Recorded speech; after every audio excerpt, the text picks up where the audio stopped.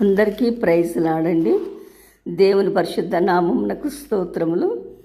ఈ దినము వాగ్దానము కీర్తన 84, కీర్తన 83, 4, 5. రెండు మనము వీరి జాతిని నాశనము చేయుదము, ఇజ్రాయేల్ పేరు ఇక కనిపింపకూడదు అని పలుకుచున్నారు. వారందరూ కూడి ఏకంగా పన్నాగము పన్నిరి, నీకు విరోధముగా నిబంధనము చేసుకొనిరి. స్తోత్రం నాయన, ఆమేన్.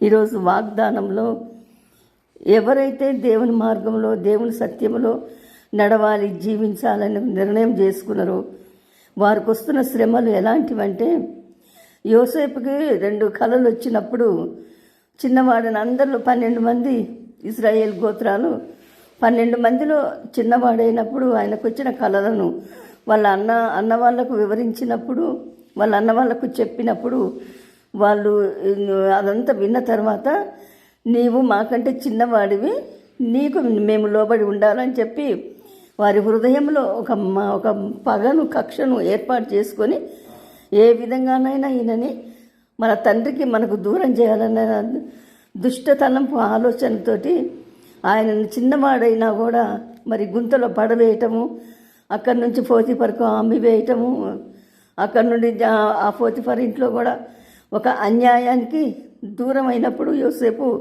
తీసుకుపోయి అక్కడ జైల్లో పెట్టడము, ఆ తర్వాత దేవుడు జోక్యం చేసుకొని ఐగుప్తు దేశానికి శత్రు రాజ్యానికే దేవుడు ఆయనను ఒక గొప్ప రాజుగా ఎన్నిక చేసుకొని ప్రజలందరి మీద కూడా ఆయన అధికారం చెలాయించినారు యోసేపు. వాళ్ళ అన్నల తమ్ముళ్ళు కూడా ఆ రోజైతే ఆ కలలు చెప్పిన రోజు ఏ విధంగానైతే ఆయనను చంపాలి, ఆయనను దూరం చేయాలి మనకని చెప్పి ప్లాన్ వేసుకున్నప్పుడు ఆ ప్లాన్ అంతటిని కూడా దేవుడైతే ఒక క్రమబద్ధంగా ఆయన తీసుకొని వచ్చి చివరికి శత్రు రాజ్యానికే ఒక రాజుగా అధికారిగా నియమించి ఉన్నారు. ఆ విధంగా మనం ఈ రోజుల్లో ఎంతమంది అయితే నశించిపోతున్న ఆత్మల కొరకు దేవుని మార్గంలో దేవుని రాజ్యంలోకి చేర్చాలని చెప్పి ఎంతమంది అయితే శ్రమ పడుతూ ఎంతమంది బాధపడుతున్నారు. వాళ్ళకు వచ్చే అవమానాలు, వాళ్ళకు వచ్చే నిందలు, వాళ్ళకు వచ్చే బాధలన్నీ, కష్టాలన్నిటి కూడా దేవుడు ఒకరోజు ఖచ్చితంగా కూడా యోసేపునైతే ఏ విధంగానైతే చివరికి ఐగుప్తుకి ఏ విధంగానైతే రాజుగా ఎన్నిక చేసినారో మనకు వస్తున్న కష్టాలు, బాధలన్నీ 4 రోజులు 4 దినాలే.